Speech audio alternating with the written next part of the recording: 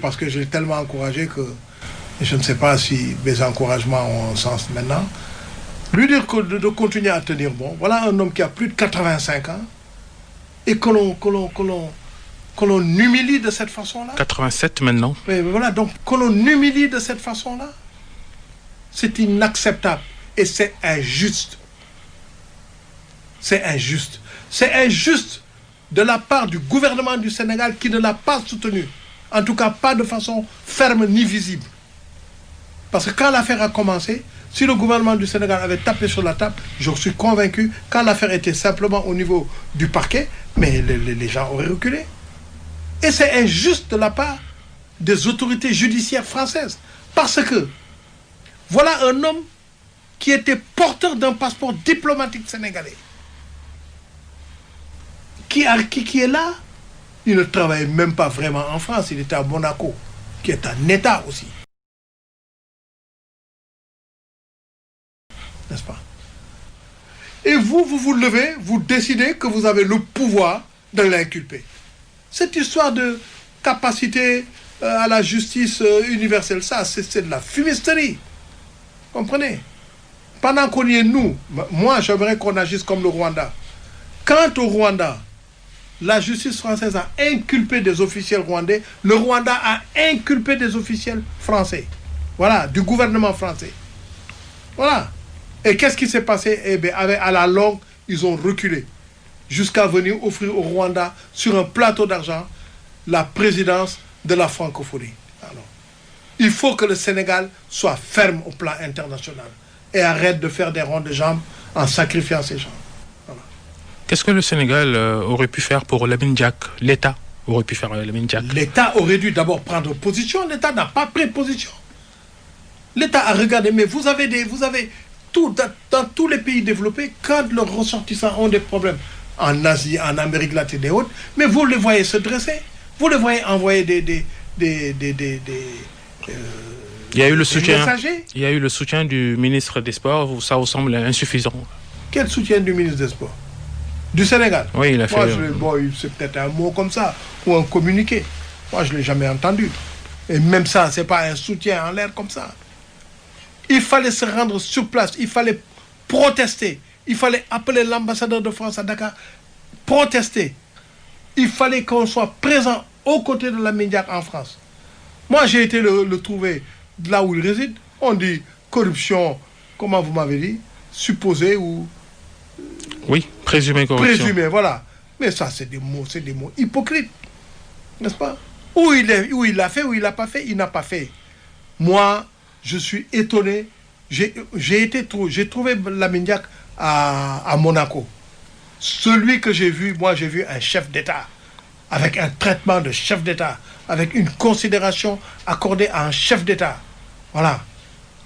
Vous croyez que le président de Saint-Marin ou de je ne sais quoi va se retrouver à Paris pour se faire inquiéter comme ça? Récemment encore, il y a un chef d'État de la sous-région qui s'est retrouvé à Paris, où il était venu pour des soins, et qui s'est fait inquiéter, qui a dû quitter le territoire en 2 temps, 3 mouvements. C'est trop ça. C'est exagéré. Et maintenant les faits dans cette affaire Lamine Diack? Écoutez, les faits ne sont pas pires que les faits reprochés à Platini. Personne n'a confiné Platini, personne ne l'a arrêté, personne ne l'a mis en résidence forcée quelque part. Sepp Blatter, le Suisse, pareil. Alors pourquoi on le lui fait à lui? C'est parce que peut-être il y a la question du dopage, c'est une question de santé publique aussi. Quelle santé publique? Vous dopez? Non, moi je ne me dope pas. Personne ne se dope. Il y a des sportifs qui se dopent. Dans certains sports, tout le monde sait que tous les sportifs de ce sport-là se sont dopés au moins une fois dans leur vie. Voilà. Et l'athlétisme en fait partie. Qu'est-ce que vous voulez? Il ne peut pas être là. Le cyclisme en fait partie, etc. L'haltérophilie, tout ça. Il y a des tas de sports comme où les gens se dopent. Voilà. Pour une partie de l'opinion sénégalaise, en tout cas, ce procès Lamine Diack est un procès raciste. Le mot n'est-il pas un peu trop fort ou c'est un mot juste? Écoutez, lorsque vous refusez un renvoi parce que les avocats de Lamine Diack sont bloqués à Dakar pour des histoires de transport aérien, indépendamment de leur volonté, vous ne respectez pas les droits de la défense. Et vous faites, si c'était fait au Sénégal vis-à-vis d'un citoyen européen, mais c'est tous les journaux, toutes les radios, toutes les télés de ces pays-là qui allaient se déchaîner sur le Sénégal. Ici, par exemple, sur ce point-là, personne ne dit rien. En dehors d'un des avocats de Lamine que j'ai vu se plaindre, les autres ne disent rien. Le pouvoir sénégalais ne dit rien. Les officiels sénégalais ne disent rien. L'ambassade du Sénégal à Paris ne proteste pas. C'est un citoyen sénégalais qui est dans une situation difficile. On ne dit rien. On accepte. C'est pas normal. Le silence des dirigeants africains sur l'affaire Floyd, cette affaire de racisme aux États-Unis qui a secoué la planète, vous en dites quoi aussi? On n'a pas vu un officiel sénégalais d'envergure protester contre... Il y a africain, à part le président du Ghana, semble-t-il. C'est possible. Mais c'est une question majeure, universelle. Elle l'est devenue. Elle l'est devenue avec le temps.